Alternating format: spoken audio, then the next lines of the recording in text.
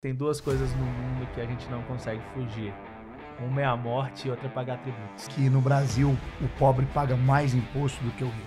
Todo produto que você está comprando ali. A promoção de uma sociedade mais justa. Querendo ou não, é a forma do Estado devolver. Não é um sistema justo esse valor que você está pagando. É por isso que quem ganha menos sente mais. As duas facetas dessa mesma moeda que é a atividade financeira do Estado.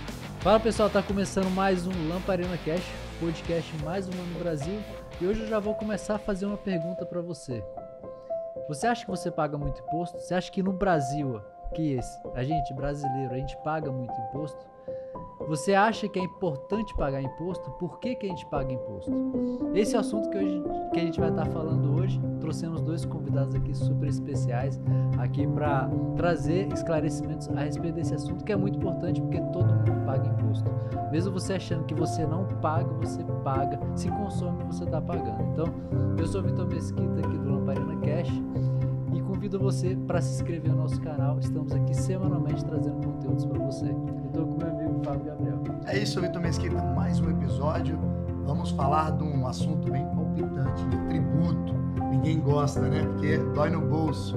E hoje nós estamos com os dois especialistas aqui, Dr. Murilo Lacerda e Dr. Pedro Júlio. Sejam bem-vindos. Obrigado, boa noite. Lacerda e França Advogados vai esclarecer aqui para onde que vai o dinheiro que você paga de imposto. Vamos a algumas perguntas bem esclarecedoras, então. Iniciamos aqui o Lamparina Cash. Primeiramente, bem-vindos ao Lamparina. Obrigado, boa noite. Boa noite, Fábio. Boa noite, Vitor. Obrigado pelo convite. Obrigado, pessoal, pela oportunidade. Pedro, doutor Pedro. Não precisa chamar de doutor não, meu cara. Estamos entre amigos. O que é realmente o tributo e para que serve o tributo? Fábio, essa pergunta é uma pergunta muito interessante, né? Porque muitas pessoas não entendem o que é o tributo, né? Muitas pessoas não compreendem a importância do tributo, e embora do ponto de vista jurídico, né, Murilo e eu somos advogados, há uma definição expressa no CTN do que é tributo, para que a gente possa compreender enquanto sociedade a importância desse elemento. O tributo nada mais é do que a forma de custeio do Estado, né? A gente historicamente teve um momento na modernidade no qual há uma cisão entre Estado e propriedade. O Estado deixa de ser detentor de patrimônio e passa a recorrer ao patrimônio da sociedade para custear as suas atividades. Então, um tributo, enquanto uma receita derivada, nada mais é do que esse recurso que o Estado se vale da sociedade, né? Ele busca na sociedade as riquezas necessárias para custear as diversas prestações, as diversas atividades inerentes à sua existência. E por que parece ou é a realidade que a gente paga imposto em tudo aquilo que nós consumimos? Para a gente compreender como que se dá a tributação, é importante a gente dar um passo atrás e compreender que a tributação ela se distribui basicamente em três bases econômicas de incidência, tá? Os modelos hoje no mundo buscam tributar seja a renda, seja o patrimônio, seja o consumo, né? E aqui eu vou usar a analogia de um amigo meu, do Breno Vasconcelos, que ele faz uma ilustração bem interessante que permite que as pessoas compreendam o que é cada uma dessas bases de incidência, tá, gente? Pense em uma banheira, certo? No qual eu ligo uma torneira e essa água escorre para dentro da banheira e essa banheira tem um ralo, tá? A água que escorre pela torneira a gente chamaria de renda. É toda a riqueza que a pessoa auferiu ao longo do tempo, ao longo da vida. A água que fica represada na banheira é o patrimônio. E a água que escorre no ralo é o consumo. Então, o que é tributar a renda? Tributar a renda é tributar tudo aquilo que entra de riqueza no nosso bolso, vamos dizer assim, de uma maneira bem objetiva. O que é tributar o patrimônio? Tributar o patrimônio é tudo aquilo que fica, né, o saldo que fica, que nós acumulamos ao longo da nossa vida. É tributar o nosso carro, tributar a nossa casa, E o que é tributar o consumo? Tributar o consumo é tributar toda essa renda despendida, tudo que escorre no ralo, mas não escorre numa perspectiva de é algo que você não vai ver nunca mais. É algo que você gasta quando você adquire uma xícara, adquire um café, adquire bens e serviços de consumo.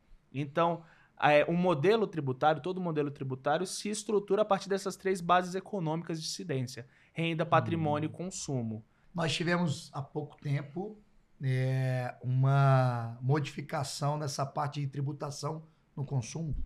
Foi isso? Sim, assim, isso ainda tem caminhado, né, junto ao Congresso, mas sim, nós estamos enfrentando uma reforma tributária do consumo, né, que a gente pode avançar um pouco para falar sobre isso, mas basicamente a ideia, dos pilares da reforma tributária é que a gente torne esse sistema tributário mais justo, né, porque hoje dentro do direito tributário, o nosso sistema ele é chamado de regressivo, né? Ou seja, a gente tributa mais no consumo e menos na renda, né? Então, e por que isso é um sistema regressivo? Porque acaba que as pessoas que têm uma menor capacidade, né, de contributiva, né, enfim, recebam menos, elas acabam pagando proporcionalmente mais tributos porque Consomem.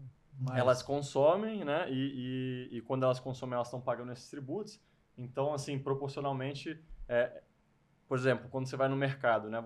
Todo produto que você está comprando ali, ele vai ser tributado e tudo mais, né? Ele já tem um tributo incluído nesse valor que você está pagando. É por isso que quem ganha menos sente mais? Sim, exato. Porque, assim, por exemplo, uma pessoa ganha um salário mínimo, provavelmente, no mínimo 1/3 do salário dela, ela vai gastar com consumo, né? Metade do salário, enfim, vai gastar com consumo. Então, se você for pegar, essa pessoa, ela está pagando proporcionalmente um percentual muito grande de tributos em relação ao que ela ganha, né? Comparado a, por exemplo, uma pessoa que tem aquela compra do mercado, vai significar um percentual muito pequeno da renda dela, enfim, né? No caso, por exemplo, a pessoa ganha 100 mil reais e gasta ali, consome 1.000 reais no mercado. É 1% da renda dela. Sim. E a pessoa que ganha 2 mil reais é 50%, né? Perfeito, o exemplo é exatamente esse. Mas só para fazer um parênteses, Fábio, que você comentou, né, perguntou para o Murilo se as pessoas pobres acabam sentindo mais a tributação.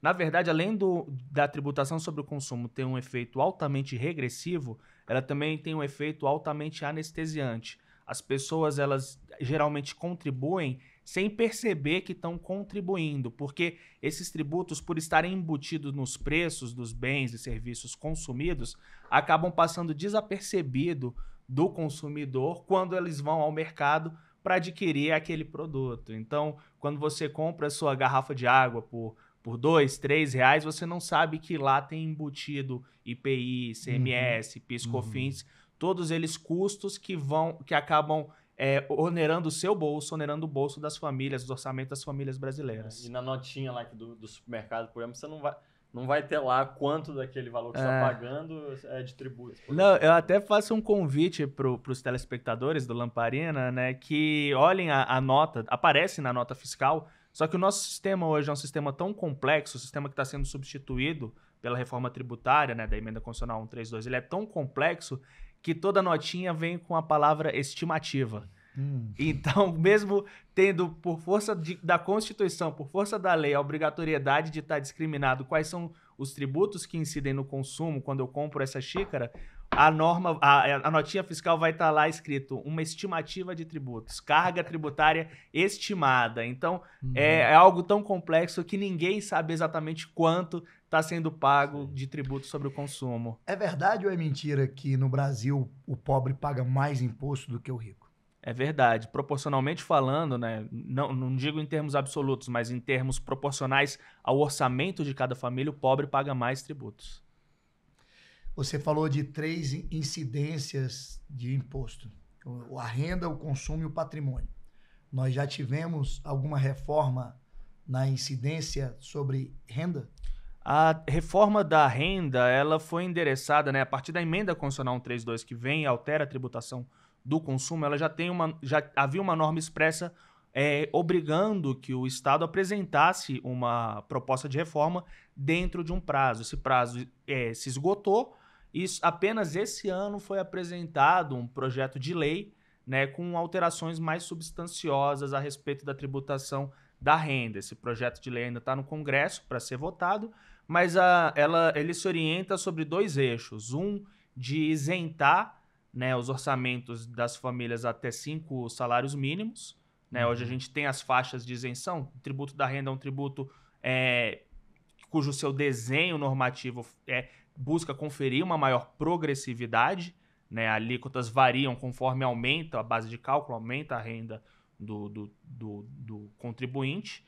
Né? E hoje a gente tem essas faixas e tem uma faixa de isenção básica que vai ser ampliada caso o projeto venha a ser aprovado no Congresso. Num outro lado, temos algumas rendas que ficam de fora da incidência do imposto de renda. A mais famosa, né, que os telespectadores provavelmente vão ouvir mais, são as distribuições de lucros e dividendos, que hoje no Brasil são isentas. Essa proposta de lei ela busca tributar esses lucros e dividendos, mas desde que ao longo do ano supere uma faixa de R$600 mil. Então busca-se tributar as altas rendas ao mesmo tempo que se isentam as baixas rendas. Esse é um projeto que foi apresentado pelo governo, está hoje em tramitação no Congresso e que endereça, de certo modo, a reforma da tributação da renda. E aquela pessoa de baixa renda, digamos assim, essa incidência sobre o patrimônio esse imposto a tributação da incidência sobre o patrimônio quem tem realmente para o rico, digamos assim? Olha, também é uma pergunta muito interessante, viu, Fábio? Tem alguns estudos que mostram que se não tivermos cuidado no desenho da tributação do patrimônio, ele, que é um tributo direto, pode ter um efeito regressivo. Tem que se ter um cuidado no desenho, na definição de política de alíquotas, mas tributar-se o patrimônio é sim um instrumento de se buscar cada vez mais uma maior progressividade, de alcançar a riqueza das classes mais ricas do país. Países desenvolvidos buscam, e tem um estudo muito interessante que foi desenvolvido pela UFG, junto ao Sindifisco Nacional, no âmbito do Observatório do Sistema Tributário, né, capitaneado pelo professor Francisco Tavares. Eles tentam demonstrar que países desenvolvidos tributam proporcionalmente mais a renda e o patrimônio e buscam isso justamente como forma de promoção de uma maior justiça social e de um maior combate à desigualdade social. Países menos desenvolvidos, como é o caso do Brasil, buscam tributar mais o consumo. Há razões de ordem estrutural para se justificar esse modelo de tributação. Disse, por exemplo, que países como o Brasil, que tem uma renda, embora a renda média seja alta, ela é altamente concentrada numa elite, né? Então, a grande base da nossa população é uma população pobre, não se teria renda e patrimônio para ser objeto da tributação da renda e patrimônio. Então, a única forma possível de se alcançar esses indivíduos seria por meio da tributação sobre o consumo. Há certas discussões relativas a isso que colocam em xeque esse ponto, mas esse é a principal justificativa do ponto de vista estrutural para um país como o Brasil tributar tanto patrimônio. Opta-se por uma tributação regressiva, em que se onera mais o pobre, porque não haveria como fazer diferente. E daí surge um problema da outra face da moeda, que é a face do gasto público. Sim. Se estamos tributando mais os pobres por meio de uma tributação regressiva, há a necessidade do Estado, quando realizar o gasto público, objetivar compensar a regressividade da arrecadação.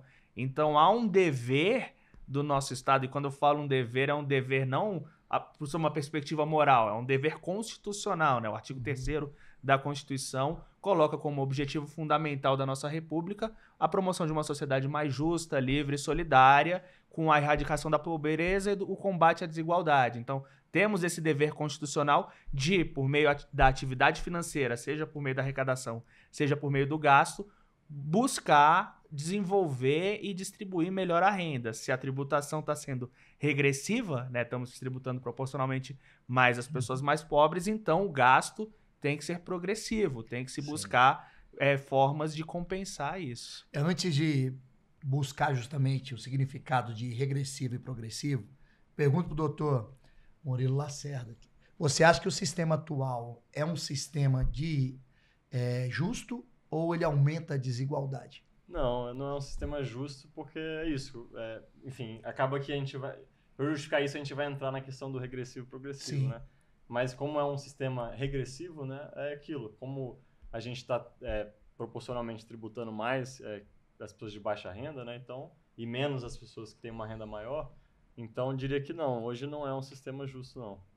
E conceituar o regressivo e o progressivo, doutor Pedro, o senhor que é um professor, pós-doutorando em direito tributário. Inclusive eu sou aluno do Pedro. Porque hoje em dia a sociedade não consegue entender o que é um imposto que é o regressivo e um progressivo, né? A gente fica perdido diante de tantos impostos que a gente paga. Né? Sim, é uma pergunta também muito interessante, tá, Fábio? Até porque a nossa Constituição ela já previa a progressividade para alguns tributos e veio, a partir da reforma tributária, criar a cláusula de não regressividade, né? Promoção da justiça social e de não aumentar tributos que tenham um caráter regressivo. Isso é um dispositivo que está expressamente previsto hoje no texto constitucional.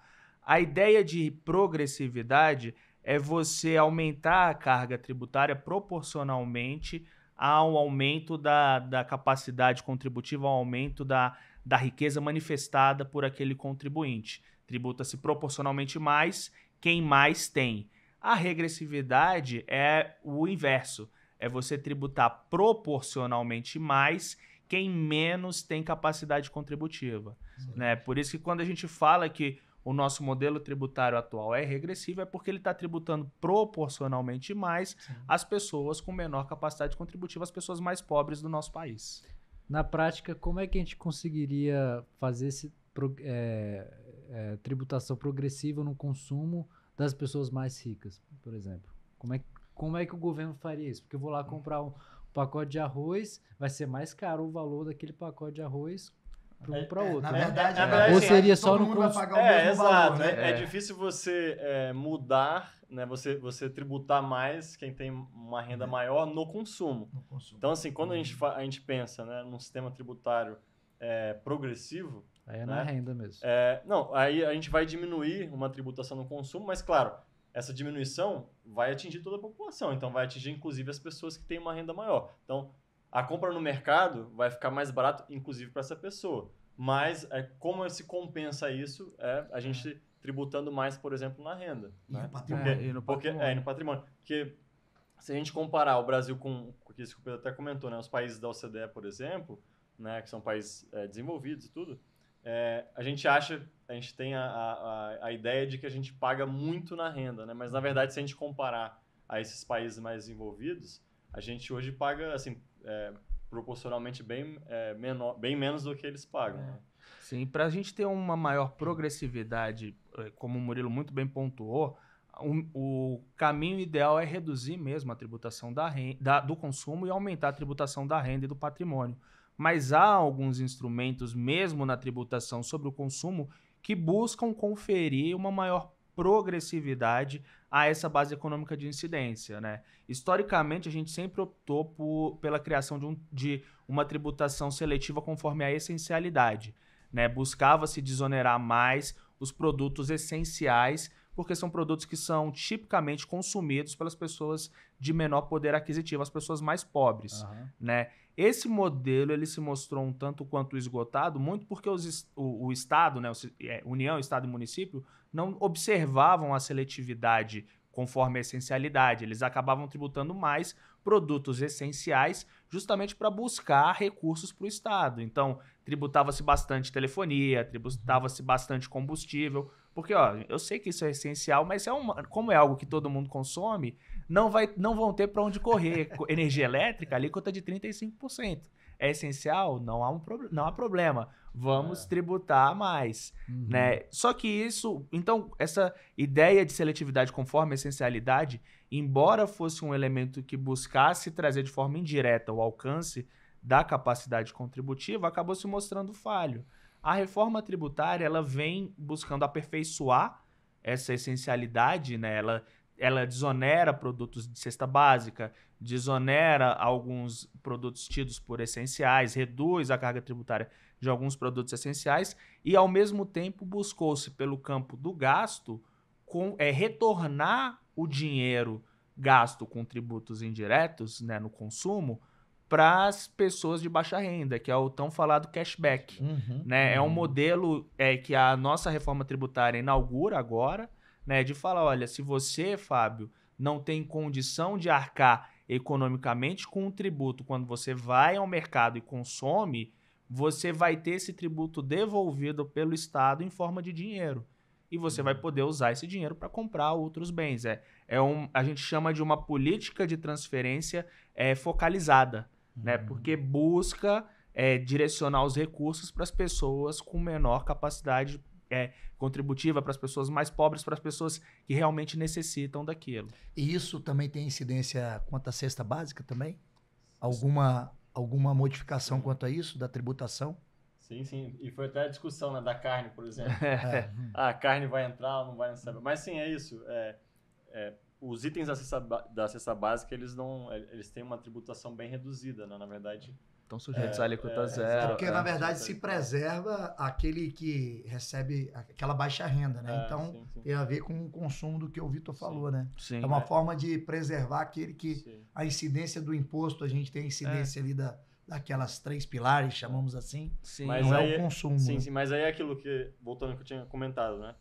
Os itens da cesta básica, eles são consumidos por todos. Não necessariamente somente as pessoas que vão comprar aquela cesta, né? Enfim. Então é isso, acaba que de certa forma isso vai atingir a todos, mas claro que existem instrumentos, conforme o Pedro comentou, para você trazer esse viés progressivo, né, nessa tributação, ainda que a gente tenha falado do vocês falam do consumo. É importante, porque embora a desoneração da cesta básica alcance todos, né, é uma política que busca reduzir custos de elementos essenciais para a nossa vida. Né? Então, os alimentos, seja rico, seja pobre, vão se beneficiar disso. É lógico que isso traz uma vantagem muito grande para as famílias ricas, né? Porque, olha, em que pese eu tenha riqueza, eu estou sendo beneficiado por uma política de isenção, né? De não tributação. Só que, por outro lado, a gente tem que observar que isso representa uma redução muito grande no peso relativo aos orçamentos das famílias mais pobres, que não pode ser ignorado com o argumento de não, vamos tributar os ricos. Não, reduz-se a tributação desses bens essenciais, dá uma folga maior para as pessoas de menor capacidade contributiva, as pessoas mais pobres, e vamos buscar tributar os ricos de outras formas, como a tributação da renda e a tributação do patrimônio. Então, eu acho que o diálogo que a gente está tendo hoje em torno da reforma tributária é um diálogo extremamente sofisticado, porque raras são as oportunidades nas quais a gente pode discutir o desenho de sociedade que a gente quer para si. E a tributação, como o Fábio já apontou, inclusive em várias conversas que a gente teve antes e tudo mais, é um elemento essencial para o desenho de qual a sociedade que a gente quer ter. Por que o nosso sistema tributário brasileiro é tão complexo perante a todos os outros sistemas tributários que existem pelo mundo? Tá, eu vou... Pergunta de milhões. Posso responder, Marilão? Olha, antes de adentrar no tema complexidade, é importante a gente ter em mente que existem 2 complexidades, tá, Fábio? Uma complexidade é aquela complexidade assim, putz, eu não entendo o sistema aqui, quantas horas a empresa gasta para cumprir com todas as obrigações tributárias e tudo mais. Essa complexidade, sim, é uma complexidade que existe porque nós temos um sistema altamente fragmentado, com diversas obrigações acessórias e principalmente que a base econômica ela é distribuída entre... A mesma base econômica, né, a tributação sobre o consumo, é distribuída entre 3 entes federativos, União, Estados e municípios. Isso gera uma série de dificuldades para que nós possamos entender para quem que eu pago e quanto que eu pago. Esse é um modelo de complexidade. Um outro modelo de complexidade, um outro aspecto dessa complexidade é causado justamente pelo elemento da alta fragmentação, né? Como a gente tem, ao invés de a gente ter um tributo único com uma alíquota de 26,7%, 28%, né? A gente tem vários tributos com uma alíquota de 1, de 3, de 5, de 2, que a gente não consegue compreender quanto que está sendo pago, porque, na verdade, aquela base está estilhaçada em várias figuras. Exatamente. Então, assim, a gente vê muito uma crítica. O Brasil, com a reforma tributária, vai ter a maior alíquota de IVA, de IBS, CBS do mundo. Vamos tributar na faixa de 30%. Nenhum país do mundo tem uma alíquota de 30% de IBS e CBS, né, de um tributo sobre o consumo. Aí eu gostaria de endereçar para essas pessoas o seguinte ponto. O Brasil já tributa a 30% os bens consumidos. É porque as pessoas não percebem isso. Como está fragmentado em diversos tributos, cada um com uma alíquota pequenininha, você não consegue ver o todo da carga tributária. Então isso é algo benéfico que a reforma tributária entrega, porque de partida a gente já está discutindo qual que é a carga da tributação do consumo. Ela já está conferindo transparência, ela já está combatendo essa complexidade. Então, e só para a gente mostrar o quanto essa complexidade realmente existe, né? Quando o sistema tributário ele é complexo, isso gera um contencioso tributário, ou seja, contencioso tributário é todas as discussões tributárias que nós temos, tanto em esfera administrativa quanto na esfera judicial. O contencioso tributário brasileiro, nos dados recentes, é cerca de 75% do PIB do país. E assim, em comparação com países da OCDE, por exemplo, a gente fica ali na casa de 0,30%, 1%. Então, assim, a gente está falando de 75% do PIB contra 1%. Né? Então, assim, realmente é isso. Como a gente tem um sistema muito complexo, é isso. Você não sabe quanto é que você vai pagar, né? A lei não é tão clara em relação a qual que é a alíquota, quando ela é aplicada, quando ela não é aplicada, enfim. Então, isso acaba gerando discussões, né, enormes. Isso gera também um gasto muito grande do nosso sistema do judiciário, né, porque ele fica tomado por essas discussões, né, em grande parte. Então, assim, isso gera vários prejuízos para o país, né? Muito bem complementado, mostrando realmente que não é um sistema complexo, é complexo na cabeça da gente, na verdade, né? Então, a unificação de uma dessas alíquotas mostra uma maior clareza, vamos dizer assim, né? Perfeito. Para quem pega e vê. Mas a nossa carga tributária é alta. Ou estou enganado? Você vê que o Fábio está com perguntas muito fáceis hoje, né? Eu estou com pergunta do cidadão, aqui do outro lado, né? Olha, Fábio, vamos mais uma vez dando um passo atrás, né? Se a gente pega a média dos países da OCDE, a carga tributária brasileira hoje, ela está abaixo da média da OCDE. Né? Para quem não conhece, para os nossos telespectadores, a OCDE é o clube dos países desenvolvidos do Ocidente. Tá? A gente tem vários países. Quando você pega a média da tributação desses países, a carga tributária brasileira, né, comparando a arrecadação com o PIB anual, está abaixo dessa média.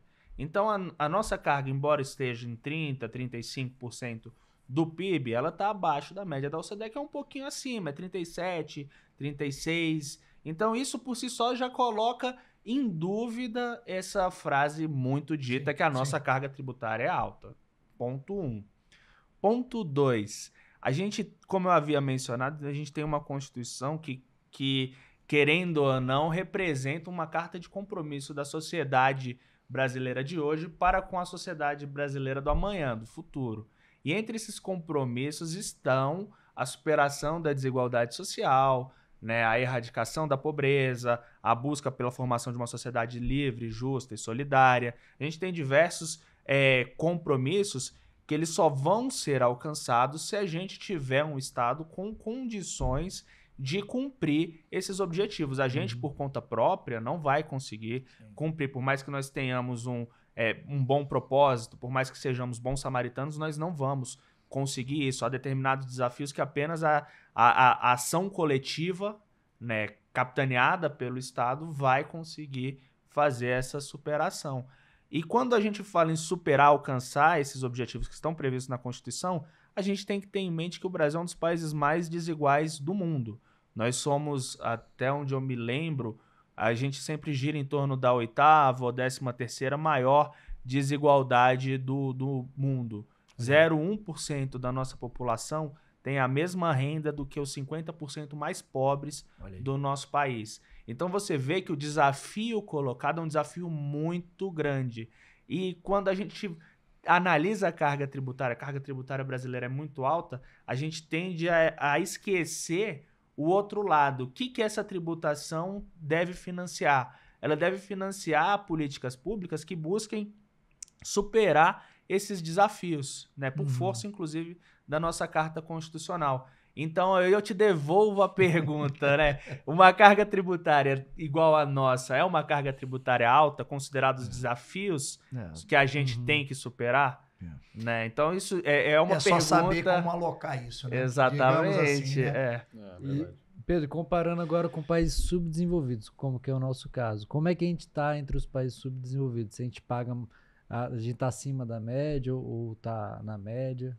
Não, assim, comparando com os países subdesenvolvidos, a gente realmente tem uma carga um pouco maior, tá? Mas aí a gente tem que ter em compreensão também as particularidades desses diversos países. Tem muitos países que não têm uma economia desenvolvida e que por isso não conseguem buscar na sociedade a riqueza. Tem outros países que eventualmente tem, por exemplo, você pega uma Arábia Saudita, você pega os países do Oriente Médio que têm receitas patrimoniais decorrentes da exploração de petróleo, por exemplo, que fazem com que a carga tributária daquele país seja baixíssima. Mas por quê? Porque a riqueza para sustentar aquele país vem da exploração desses recursos naturais. Então a gente tem sempre, como havia comentado, essa pergunta é uma pergunta muito difícil de ser respondida porque ela envolve várias nuances que às vezes acabam passando desapercebidas numa resposta rápida. Né? A gente tem que entender qual que é a realidade de cada país e quais são os compromissos que aquele país tem para com a sua população, para com a sua sociedade. Um exemplo disso é o SUS, né? A gente tem um sistema universal de saúde aí no Brasil, né? Que ele literalmente atende a todos, inclusive a estrangeiros também, né? Então hoje, e assim, é um exemplo, é claro que não é perfeito, enfim, a gente pode discutir aqui várias questões que devem ser melhoradas e tudo mais, mas é um sistema que é um exemplo mundial. Se comparado aos outros, né? Sim, a gente vê... As grandes potências, né? Sim. Até o governo Trump, por exemplo, recentemente, numa cartilha, ele traz como exemplo o sistema de saúde brasileiro, né? Então, assim, e isso... Frequentemente, em discussões sobre o sistema de saúde, o Brasil sempre é citado, porque realmente é um país, né, a ser seguido quando a gente tem em vista a saúde. Né? Por exemplo, se alguém aqui se machucar hoje, enfim, tiver que chamar uma ambulância, você não vai ter que pagar. Claro, você paga, né, de certa forma por isso, mas, por exemplo, nos Estados Unidos, se você aciona uma ambulância, você paga. No final do mês vai chegar o boleto, e a gente sabe que é um valor... altíssimo, né? Para você pagar aquela ambulância que te levou ao hospital, para você pagar aquele gesso que você colocou no seu braço, enfim. Então, querendo ou não, isso é um dos motivos que a gente pode levar em consideração quando o Pedro está trazendo esses desafios, essas comparações com outros países, né? Aí já puxando isso, né? Qual a importância do tributo? A gente está falando das diferenças, né, da reforma e tudo, mas assim, qual a importância de um Estado ter o tributo e as pessoas contribuírem com o tributo? Porque as pessoas falam assim, não, porque tem que pagar imposto, como se fosse algo pejorativo, mas querendo ou não, é a forma do Estado devolver através de serviços, né? Sim, o tributo hoje ele serve como uma forma de financiar um sistema de direitos, tá? Quando a gente... até uma crítica que a gente tem que fazer para aquela ideia do dia sem tributos, né? Tem um texto muito bacana do Dão, que hoje é presidente do Sindifisco, né? Que ele fala que o dia sem tributos tem que ser pensado como ao lado do dia sem Estado. O que é o dia sem Estado, né, Fábio? É o dia sem Estado, é o dia sem uma escola, é o dia sem, talvez, eletricidade, é o dia sem polícia na rua, né? É o dia que eu vou pegar o celular do Fábio e falar, Fábio, esse celular não é seu, é meu. Por que é meu? Porque eu sou mais forte que você. E pra quem não conhece o Fábio, é faixa preta de jiu-jitsu. Não então, é o caso. É um pouco arriscado o que eu tô falando aqui, né? Mas o ponto é, um dia sem tributo tem que ser trazido ao lado do dia sem Estado. O tributo serve, Vitor, para financiar né, esse sistema de direitos que não são apenas os direitos, as prestações positivas, não são apenas o fornecimento desses bens públicos, né, apenas fornecimento de saúde, fornecimento de educação, de transporte, envolve inclusive direitos negativos, né, esses direitos de abstenção, de respeito à propriedade privada. Tudo isso depende de um sistema jurídico, depende de um Estado que os garanta e, consequentemente, depende de uma forma de financiamento. Por isso que é importante a gente pagar tributo. Isso de uma perspectiva altamente individual, né? Vocês vejam que eu nem estou levando em consideração aqui o nosso compromisso de combater, né, de reduzir a desigualdade social. Eu estou olhando só uma perspectiva estritamente individualista. Para eu viver numa sociedade minimamente organizada, eu preciso de um Estado e esse Estado tem custos, né? Para além disso, os tributos eles guardam em si um forte elemento de solidariedade, né? A ideia de que todos nós fazemos parte de um projeto coletivo, né? A gente não está sozinho, a gente não veio sozinho no mundo, a gente vive em sociedade e a gente quer que a sociedade de amanhã seja melhor do que a sociedade de hoje. Para isso, como eu disse, a gente precisa de um poder público atuante, a gente precisa de uma ação coletiva coordenada, e essa ação coletiva coordenada também tem custos, né? Esses custos são pagos por meio de tributos. Então, por isso que é importante a gente ter em mente quando a gente paga tributo, né? E quando a gente fala, pô, mas estou pagando e o Estado não está desenvolvendo, não está devolvendo. A resposta natural é assim, vou sonegar. Não, a resposta natural não tem que ser vou sonegar. A resposta natural tem que ser vou às ruas exigir uma saúde de qualidade, uma educação de qualidade, um maior policiamento nas ruas. E transparência de gastos. É isso, também, né? Eu acho que a palavra que resume toda essa observação, para onde que vai o imposto que a gente paga, é transparência. Sim. Né? Claro. O que mais a gente vê. E se realmente for aplicada essa reforma tributária, o que a gente ganha? Olha, na minha opinião, a gente vai passar por um momento muito difícil nos primeiros anos de adaptação.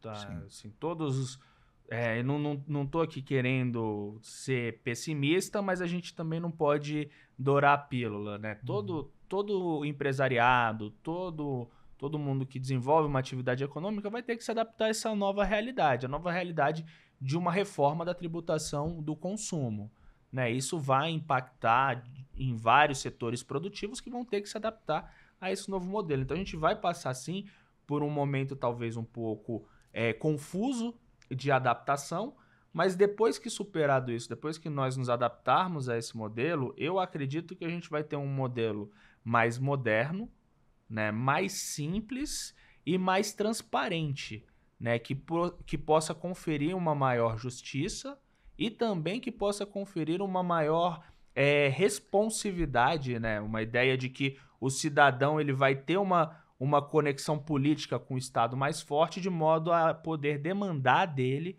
uma prestação social, uma prestação de serviços públicos de maior qualidade, porque todos nós vamos ter uma compreensão melhor do quanto se paga para custear essa máquina pública. E a gente está adotando um modelo que hoje ele é adotado pela maior parte dos países do mundo, né? Então, assim, a gente tem uma segurança, entre aspas, né, de estar seguindo um modelo que hoje já é amplamente, né, aplicado pelo mundo, enfim. E aquilo é um modelo moderno, né? Todos os países envolvidos praticamente adotam, né, Uma pergunta de $1 milhão. O que seria realmente uma verdadeira justiça tributária? Cara, Fábio, você vê que nem na minha banca de doutorado eu fui pressionado tanto assim, desculpa, né? não foi minha intenção. Olha, é muito importante para a gente responder essa pergunta, termos em mente que a justiça fiscal, ela não passa apenas pela arrecadação, tá? E ela não passa apenas pelo gasto público. A gente tem que analisar as duas facetas dessa mesma moeda que é a atividade financeira do Estado. A gente tem que entender quem está pagando e a gente tem que entender quem está se beneficiando do setor público, do Estado, né? Do setor público, da atividade financeira. Então, arrecadação e gasto, eles andam lado a lado, não são questões que são segregadas. Quando você fala para mim o que seria um modelo tributário justo, o primeiro passo, na minha percepção, é fazer essa conexão entre arrecadação e gasto, tá? De modo que as pessoas que tenham uma maior capacidade contributiva, pessoas que sejam mais ricas, paguem proporcionalmente mais, e as pessoas que tenham uma maior capacidade receptiva, as pessoas que precisem de serviços públicos de qualidade, recebam esses serviços públicos do outro lado do túnel, né? Que a nossa correia de distribuição, né, seja realmente uma correia que distribua recursos do topo para a base, né? Arrecada-se no topo e gasta-se com a base. Eu acredito que assim a gente vai se aproximar cada vez mais dos objetivos que estão estabelecidos no artigo 3º da nossa Constituição, né? Esses objetivos que eu já mencionei aqui, que são premissas fundamentais da nossa vivência coletiva. Na verdade, eu consigo entender, assim, na minha forma mais simples, digamos assim, de entender o sistema tributário, é a mágica aonde que devemos, que o Estado tem que incidir mais. Ou se é na renda, ou se é no consumo, ou no patrimônio. É uma mágica, né? É uma mágica para trabalhar com isso, porque entre esses 3 fatores tem a nossa sociedade, que é uma sociedade que busca realmente, na cabeça de todos, vamos pagar menos impostos, mas, ao mesmo tempo, da onde que vem os ganhos, digamos assim, né? Os benefícios entre a segurança, a saúde, o dinheiro não vai crescer em árvore. Perfeito. Então, é difícil.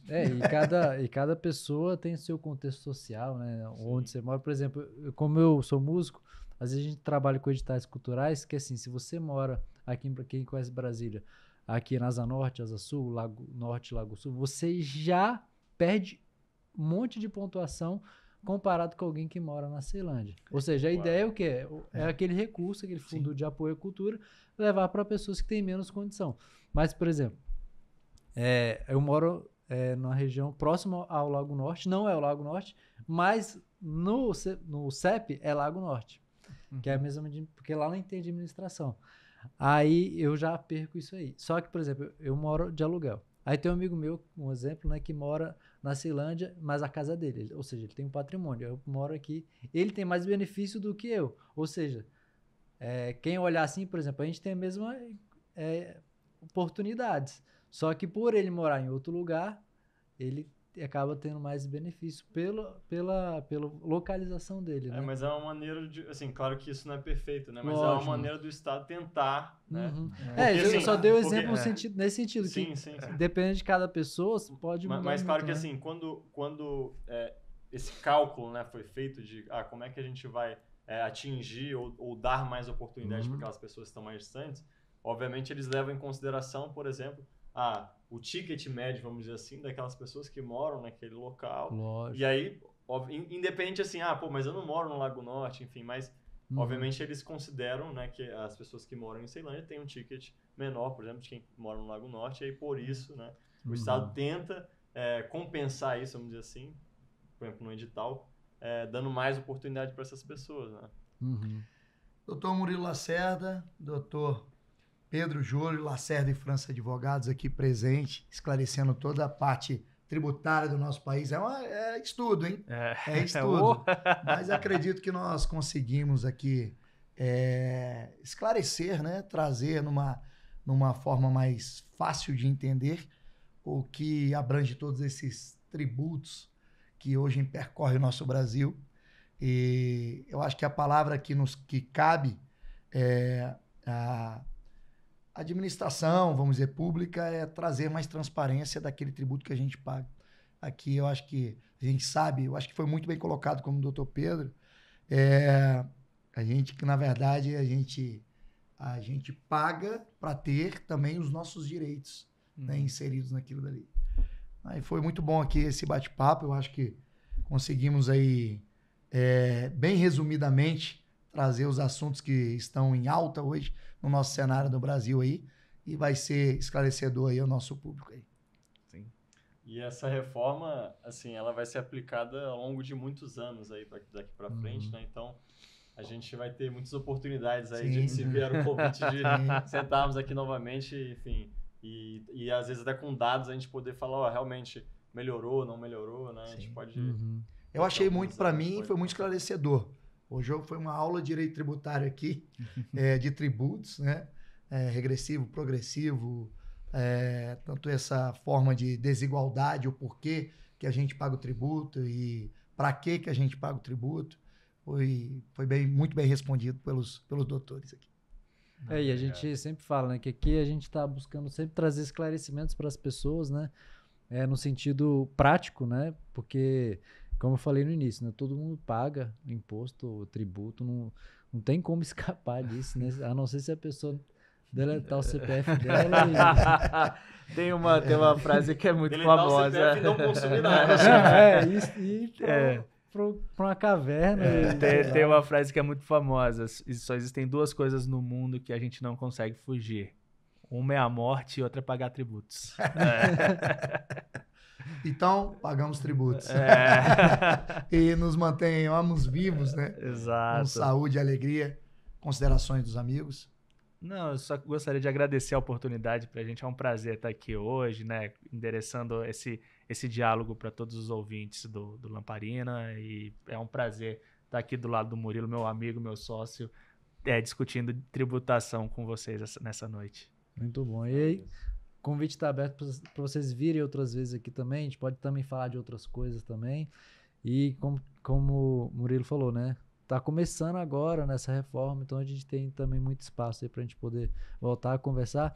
E você que está nos assistindo, comenta aqui o que você achou. Se você tem alguma pergunta a respeito disso que não foi esclarecida aqui, pode perguntar, fica à vontade, que a gente pode ter outras oportunidades aqui também para continuar trabalhando nesse assunto.